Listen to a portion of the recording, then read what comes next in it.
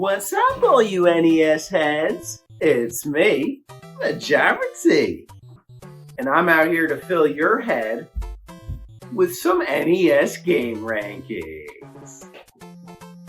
S through D. Hi, everybody. I'm here to rank my NES games. I do 5 at a time. I'm up to numbers 11 through 15. If you like NES games and you like hearing about them, well, be sure to subscribe, because I got plenty to talk about.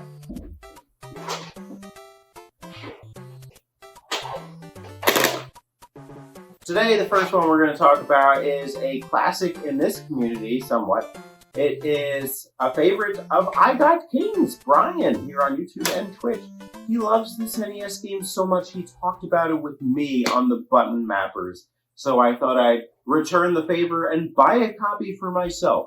Snake, Rattle, and Roll. Oh yeah, this is an old-timey type of game. It starts out with the music, ba-dum-bump, ba-dum-bump, ba-dum-bump, ba-dum-bump. Anyways, it's isometric. You play as a snake, or at least the head of one. Get it? You're a snake head. No, snake head. And you gotta find your missing body parts. Increase your girth, so to say, in order to impress the developers. They need to see a nice long snake in order for you to advance to the next stage. Yeah, this is Rareware humor all over it, at least the origins. And it's kind of ridiculous. It's a wild and wonky game. Honestly, the control scheme takes a bit of getting used to. You can play this on Rare Replay, but honestly, I found that I had a better grasp of which direction went where on the NES controller. Up and down are pretty self-explanatory, but right and left are a little more tricky. Love the soundtrack, and the concept is funny, but it's also a very frustrating game to try and do well in. You're getting pushed all which ways, and you need an extreme depth perception. The game is fair in that it lets you resume from where you die, so I guess I feel like it was play tested, but at the same time I can't seem to make it past stage 4. The elements are too hard and too challenging, so for as stylish and as cool as it is, and as much as I love you, Brian, I really do, this is a C. But it's a good starting point. It's not an absolute failure, so I appreciate having it. I hope I can get better at it. I don't expect to. C for Brian. C? Brian? Let's raise the stakes a little bit. Let's duel. Joust. This is a claim, I want to say. But apparently this is published by HAL. It is the arcade game. It's an arcade classic. Maybe it's Activision. I don't know. It's one of those companies. This shows my gamer knowledge. Don't subscribe for gamer knowledge. Just subscribe for NES rankings. HAL published this version of Joust, and quite frankly, it is an awesome arcade facsimile. I think it really belongs right at home on the NES console. I love playing this game. Well, first I'll tell you the premise. The premise is to joust other dudes on birds and make sure you're the last man standing, make it to the next wave. You only get 3 lives, and it's pretty classic. The waves get harder as you go. The platforms disappear. You can fall into lava pits. Things jump out of the lava and can grab you and cause you to get hit by other birds. It's a great time. It's a quick 5 minutes of fun, and honestly, this is the type of game I want to play on my NES. So, for that, and for being a affordable enough cartridge, I mean, this isn't like a Nintendo staple or anything, so it's hard for me to say it's like perfect, but I really like it. So I go A. I think it's amazing. You don't agree with me? Let's joust. Well, you joust too much, and you're gonna need to call a doctor. So let's call the doctor in early. It's Dr. Mario. It's Nintendo's Tetris, so to speak. Although, I think it's unfair to call it a Tetris clone. It's more like Tetris inspired, because it's very much its own thing.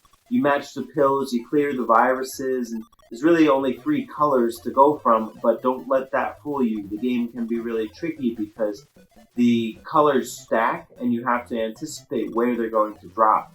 It works as more of like a level-based puzzle progression where the viruses are in set places, and you really need to consider how to eliminate them from the screen. I don't feel like it has the same arcade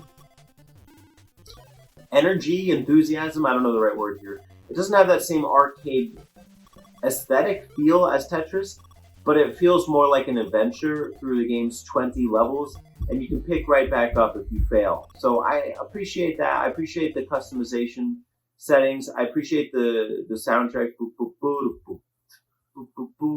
So there's 2 songs you can pick from, or none. You don't like music. And no, it's a really cool game that you should have in your NES collection. But it's not better than Tetris. So I go A. I think it's really great. I think it's awesome. I think you should have it. But Tetris wins. It's a better puzzle game. Don't agree? Fight me in some golf. Lee Trevino's Fighting Golf, the SNK Classic. Yeah, Alex, see, I own an SNK game. Dude, what the hell is this game? This cost $2.99 and I got a discount at the store on all my games, so I basically got this for free. This is okay, listen, us here on YouTube and you know, of the GameCube era have been spoiled by Mario Golf Postal Tour. That is like the perfect golf game ever. It's just so, I don't know, easy to control and pick up and play. So it's really difficult to, you know, want to go back and try some of these older games. I was hoping this would be like a ninja golf game where it's kind of ridiculous, but it's just like a golf game. But it's surprisingly playable. I expected worse. And the aesthetic is really cool. The UI, it actually has really good animations on screen when you're picking characters, when they do their swings. And although it's really difficult to anticipate where to shoot and the swing bar moves way too fast, I do find that it is a game I could sit down and play a quick 9 or even the 18 holes for. But the problem is, it's very hard to read the lay of the land, the lay of the green and where to hit. And so, unfortunately, it suffers like other golf games of that era for that reason. So yeah, it kind of sucks that, but it's good for what it is. I do like it. I like it. I do. It's a guilty pleasure, I guess. It's a B. It's not bad. It's pretty existent. Okay, that one was existent, but this one is exciting. It's the one that is a NES classic. It's Excitebike. Pretty freaking cool, man. This is Nintendo published, and it is the biking racing game where you do lap circuits, 2 laps on each track, and you have to beat a certain time, take 3rd place or better, and you have to avoid obstacles along the way. And also, when you go off of jumps, you need to make sure that you're aligned with how you land so that you don't tumble and so that you get the best pickup off the ground. Very challenging, a lot of moving parts, so to speak. There's also differences in your acceleration. You can do standard acceleration that won't overheat you, but you're going to need the turbo boost. So one of them is a more rapid acceleration, but you run the risk of overheating. So you have to listen for when you're going to overheat. And then there's these speed boost panels that you can hit to try and reduce your heat. So you need to combine all those elements in order to play smoothly. Honestly, I always look forward to playing this one. I do think a couple of the tracks suffer, specifically tracks 3 and 5, because of the color palettes. It's impossible to see some of the things that you need to see, like the boost panels, or, I don't know, even some of the obstacles. But it's still really cool.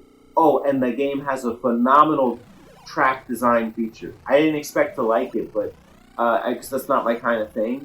But it's really intuitive, and I recommend you just try it. Like once you try it, you'll see the potential for what could be done if they ever brought this back. No, I mean it's not perfect, but I do think it's a classic NES game, so I would put it in S tier. There you go. There's the S of the day. Let's go, Excitebike. There you have it. Those are my NES games. Really cool. Which ones stood out to you? Which ones have you enjoyed, and how would you rank them? Thanks for watching. I'll see you with more NES games for your brain. Cheers.